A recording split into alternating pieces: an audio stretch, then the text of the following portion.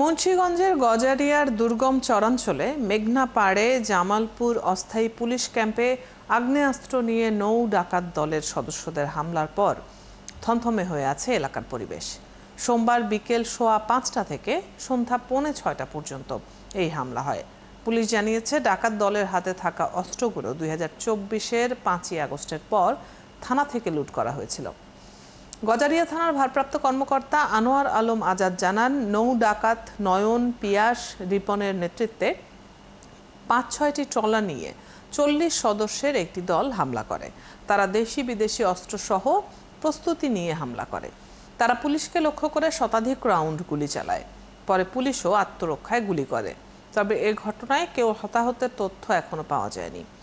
তিনি আরও জানান, দীর্ঘদিন ধরে গুয়াগাছিয়া ইউনিয়নের মেঘনা নদী ও শাখা নদীতে অবৈধ বালু মহাল পরিচালনা, নৌযানে চাঁদাবাজি করত এই ডাকাত বাহিনী। এর পরিপ্রেক্ষিতে গত শুক্রবার জামালপুরে একটি অস্থায়ী পুলিশ ক্যাম্প চালু করা হয়।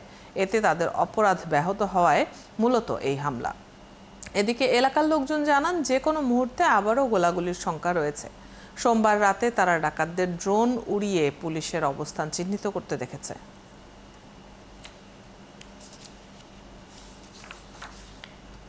বেলতলী এলাকায় সশস্ত্র মহাদানকালে যখন আমরা নদীতে অবস্থান করি, তখন এরা আমাদের উপরে ককটেল বিস্ফোরণ ঘটায় এবং অস্ত্র দিয়ে আমাদের উপরে গুলি বর্ষণ করে। আমার অফিসার ফোর্স তাৎক্ষণিক আমার নির্দেশে আত্মরক্ষার্থে গুলি বর্ষণ করে, তাদের উপরে পাল্টা হামলা করে। গুয়াগাছিয়া পুলিশ ক্যাম্প স্থাপন হওয়ার পর থেকে এদের যে মহলের যে দূরত্ব ছিল, এরা বালুমহল থেকে দৈনিক যে 50 লক্ষ 60 লক্ষ টাকা এদের চাঁদাবাজি এবং বালু উত্তোলন করে যে টাকাটা ইনকাম করতো, এই পুলিশ ক্যাম্প স্থাপনের পর থেকে এটা সম্পূর্ণরূপে বন্ধ হয়ে গেছে।